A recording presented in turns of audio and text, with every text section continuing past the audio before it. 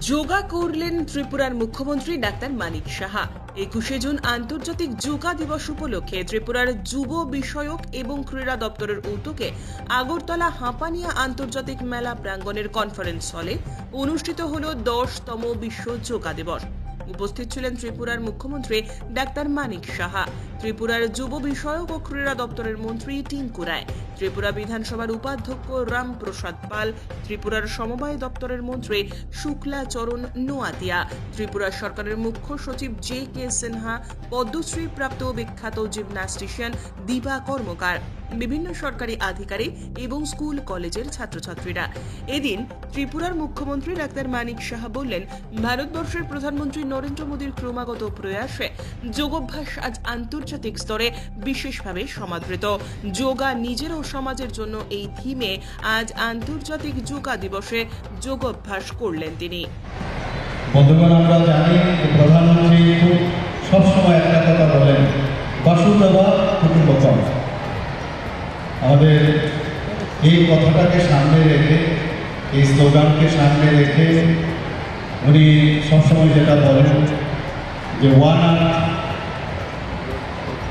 One future এবং আমাদের one family, এই যে কথাটা তারকে সামনে রেখে উনি যখন প্রথম প্রধানমন্ত্রী হিসেবে 2014-তে দায়িত্ব নেন, তখন ইউনাইটেড নেশনসে জুড়ানো দাবি রেখেছেন যে আমরা সবাই, তো সেই কারণে এই ভারতের যে পরম্পরা এবং তার সংস্কৃতি এবং তার সম্পর্কে অনেকে, তার ভাষা অনেকে জানেন না। ভারতবর্ষের মধ্যে এত যে আমাদের ঐতিহ্য রয়েছে সেটাকে সামনে রেখে উনি দাবি করেন যে একটা আন্তর্জাতিক যোগা দিবস হিসাবে পালন করেন। ইউনাইটেড নেশন সেইভাবে 21শে জুন সেটাকে ডিক্লেয়ার করেন এবং আমরা 10 বছর ধরে সেটা আমরা পালন করছি।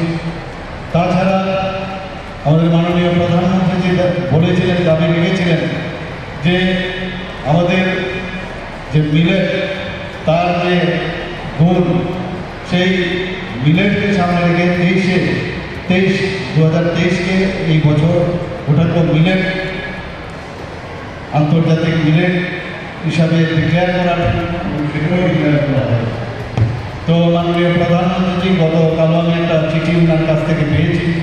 উনি বলেছেন যে যোগা দিবসের সাথে সাথে আমাদের যে মিলেটের যে গুণাবলী, যে খাদ্যের মধ্যে অনেক ভরপুর যে জিনিস, কার্বোহাইড্রেট থেকে আরম্ভ করে, প্রোটিন থেকে আরম্ভ করে, ফাইবার জাতীয় এবং বিভিন্ন ধরনের যা উপাদান, সেই তারও যেন আমরা এই কার্যক্রম আমরা রাখি, মানুষের কাছে এটা পৌঁছায়। সেটা আমরা কালকের থেকে আমি আমাদের সরকারি পর্যায়ে আমি আধিকারিকদের সাথে কথা বলেছি, আমরা কীভাবে তার এখানে বহু জায়গায় এটার উৎপাদন শুরু হয়ে গেছে এবং সব ওয়েদারে এটা করা যায়। যেখানে জল সেচের সমস্যা হয় না সেখানে এটা মানে ফলন করা সম্ভব, সেই দিক দিয়ে আমরা কাজ করছি।